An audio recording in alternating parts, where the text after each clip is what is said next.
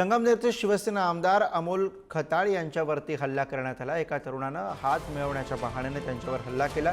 सार्वजनिक कार्यक्रमामध्ये हल्ला झाल्याची माहिती पुढे येते।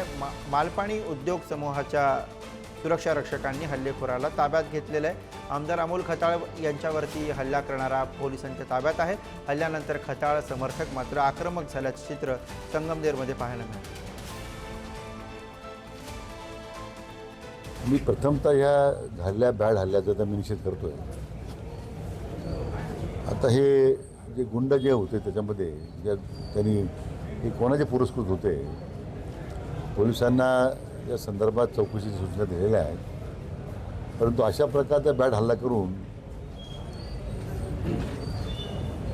महायुतीच्या आमदारांचा कार्यकर्ता आत्मविश्वास कमी होईल असं काही वाटत असेल कोणाला, तर मला वाटतं तर त्यांचा तो गैरसमज आहे आणि तो गैरसमजसुद्धा दूर करायला वेळ लागणार नाही।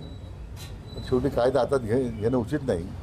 जी काही कायदेशीर प्रक्रिया आहे ती आता पूर्ण करावी आणि दोषींवर तात्काळ कारवाई करावी अशा सूचना दिलेल्या आहेत। असं की काही लोकांनी लोकशाहीचा कौल आता मान्यच केला पाहिजे।